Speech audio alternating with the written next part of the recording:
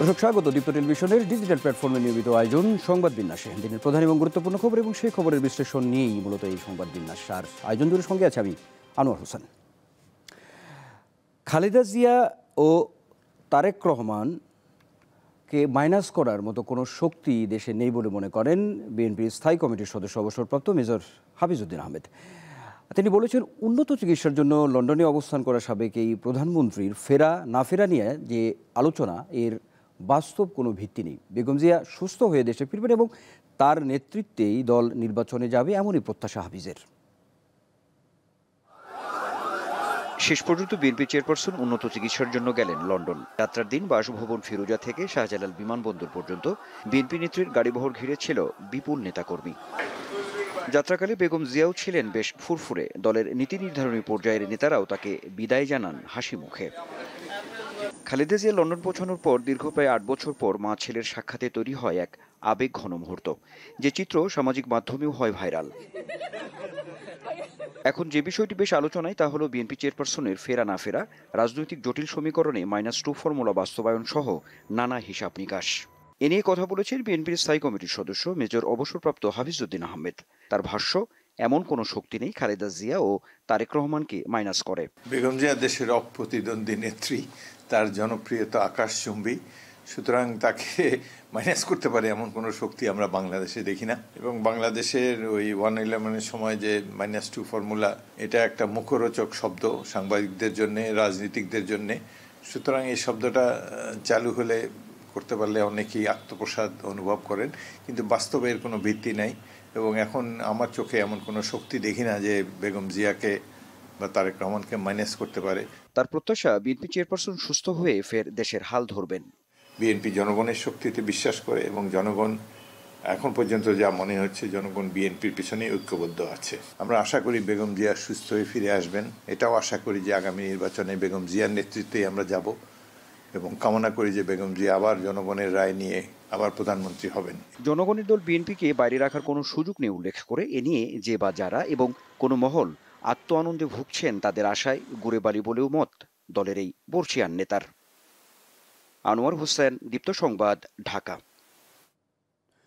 এদিকে বিএনপির স্থায়ী কমিটির সদস্য আমির খসরু মাহমুদ চৌধুরীও বলেছেন, -2 আশা কখনো পূরণ হবে না।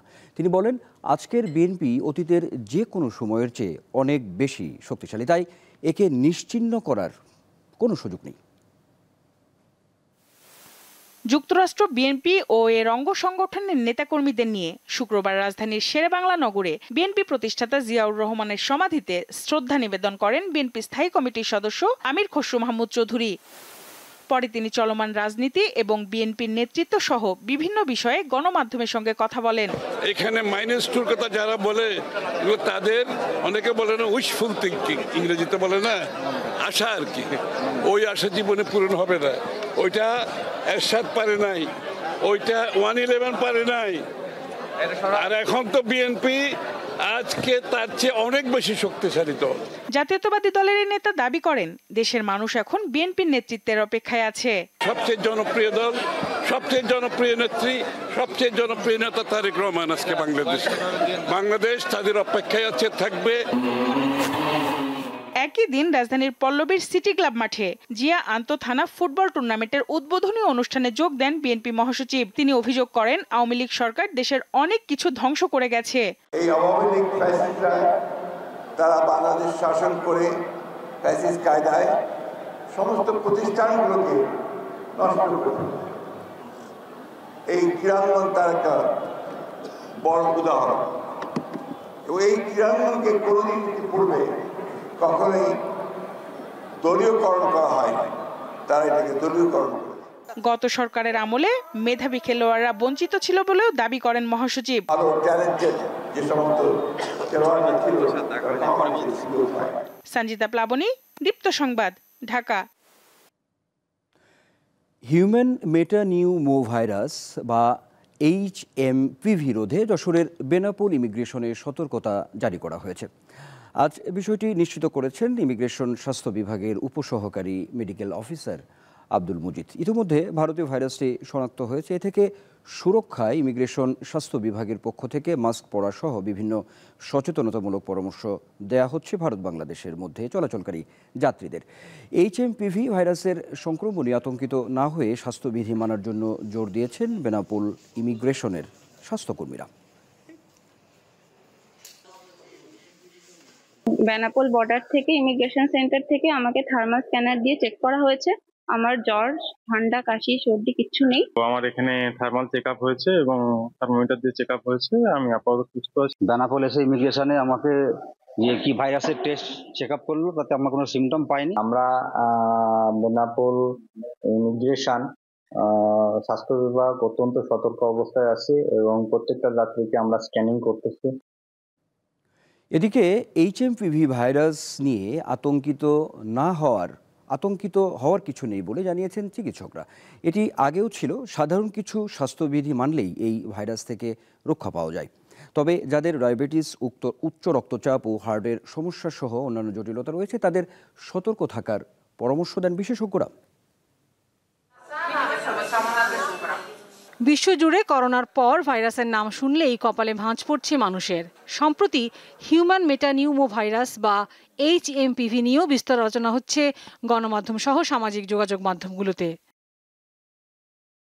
চীনে এই ভাইরাস ছড়িয়ে পড়েছে, ভারতের গণমাধ্যমেও রোগী পাওয়ার খবর মিলেছে। তবে রোগতত্ত্ব, রোগ নিয়ন্ত্রণ ও গবেষণা কেন্দ্র IEDCR এর তথ্য মতে বাংলাদেশে এই ভাইরাস নতুন কিছু না। 2017 সালে দেশে প্রথম এই ভাইরাসের উপস্থিতি শনাক্ত হয়। সর্বশেষ 2023 সালের জানুয়ারি ও ফেব্রুয়ারিতে দুজনের শরীরে মিলেছে এই ভাইরাস। চিকিৎসক জানান, HMPV ভাইরাস নিয়ে চিন্তার বা আতঙ্কিত হওয়ার কোনো কারণ নেই, সাধারণ কিছু নিয়ম মানলেই হবে। এই ভাইরাসগুলি দেখা যায় যে হাঁচি কাশির সাথে ছড়ালো, কেউ আক্রান্ত হওয়ার পর সেই নাক দিয়ে পানি পড়া, মাথা ব্যথা, গলা খুসখুস করা, একটু কাশি হওয়া, জ্বর হওয়া, গা ব্যথা, দুর্বল লাগা, এই উপসর্গগুলি দেখা গেল এবং দেখা যায় যে অধিকাংশ ক্ষেত্রে এটা কয়েকদিনের মধ্যে আবার ঠিক হয়ে যায়, ভালো হয়ে যায়।